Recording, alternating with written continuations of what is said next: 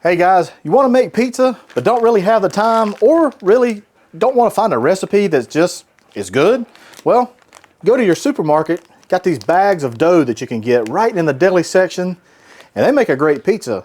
You got to do a little bit of work to get it there, and I want to show you exactly how I do it. Hey, let's get started, y'all.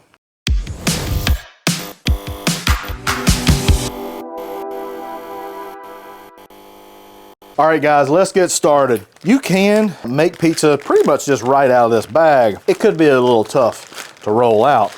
So basically what I do, this is very strategic here, guys, okay? This is Hussey strategic.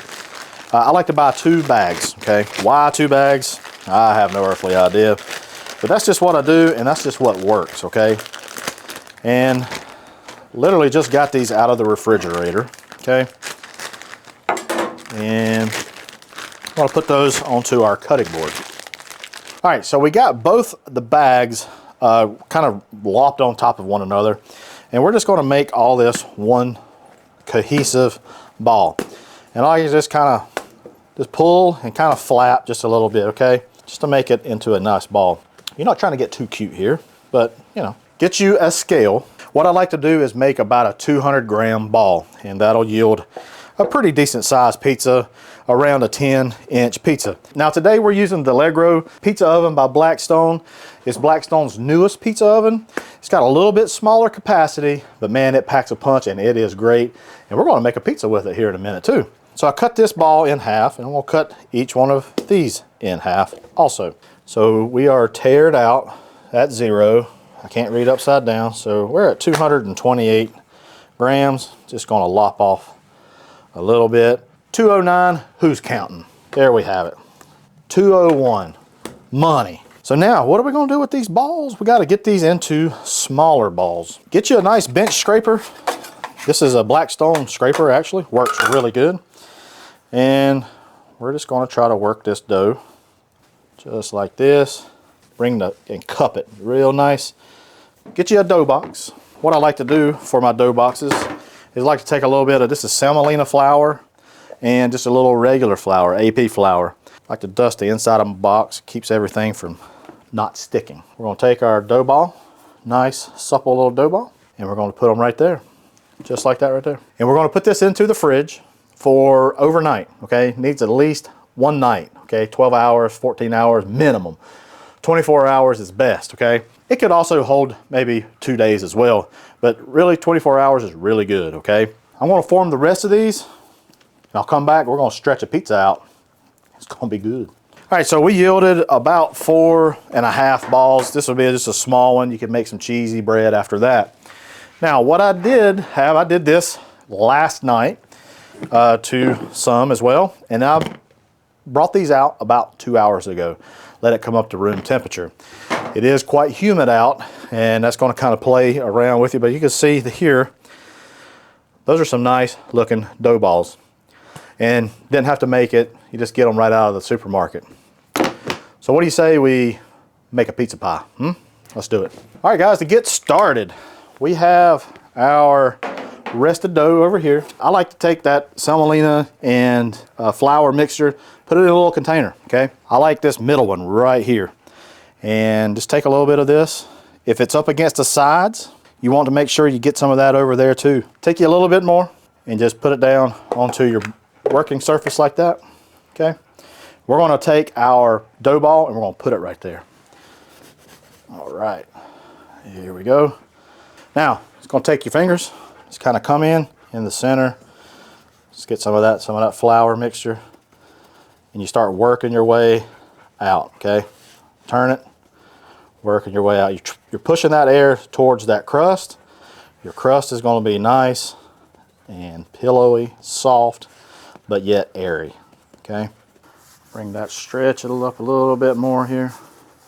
I'm just using my knuckles, okay? Just kind of stretching it out, letting it kind of rest. Here we go. Put it right back down. I think we can go just a little bit more with our crust. So we have our crust form. We do got a little pocket right there. That's gotta be careful, that'll burn. But we might pop that once it gets into the oven. So toppings, y'all, nothing crazy. Just a little bit of just standard old pizza sauce. I really like this pizza sauce in the can. The Rayo's is really good. You can make your own sauce. That's always a good bet. The cool thing about having a nice pizza oven is you can do whatever you like because you do it right there at your house. This is just some mozzarella cheese. I just kind of cubed them up. I'm just doing simple today. Mozzarella, a little pepperoni, a little bit of mushrooms, and a little bit of red onion. Take a little bit more of this mozzarella. I like it cheesy, like me. Get our pizza peel, okay? So ideally, you want enough of that semolina mixture to be up under your pizza dough. I like to take a little bit and put it right in front of the pizza. So whenever I take my peel, nice slotted peel, that way it just kind of goes right up under it. You can see that's moving really well, just like that. So I like to just lift up right here just a little bit. There we go. Now you can reposition too, just a little bit. There we go. Make sure she shimmies a little bit. She shimmies. You could also, if it don't shimmy, you could take some more of this semolina flour, and when you got that perforated peel, you can do that and it helps get up under between the peel and that dough. So just a little tip, okay? All right, let's head on over to the Ligero. Let's get it in there, baby. We're running at about 571 degrees here on the stone. I'm gonna cut the rotating stone off and slide it right onto the pizza. Cut the stone back on, put the grate down. We're about to have a pizza pie. All right, guys, I'm smelling some goodness coming out of here. Let's see what we got. Yeah, those little thin bubbles, that's fine. That is flavor, y'all. Boy, look at that. One thing I've been doing is getting like a cooling rack. Instead of putting this right onto, let's say, your cutting board or a pizza pan, that way it doesn't get soggy fast, okay? This allows some air to get up under that and cool it really well. So put it on this and just let it set, and then we'll put it onto our cutting board. We'll give it a try. All right, guys, we've let this rest for a little bit. Boy, do you hear that? Get a shot of that crust right there. Cooked perfectly on the bottom. I love it, love it, love it. Let's give this a try. Let's give it a cut, give it a try. She's a pizza pie. Cheers, y'all.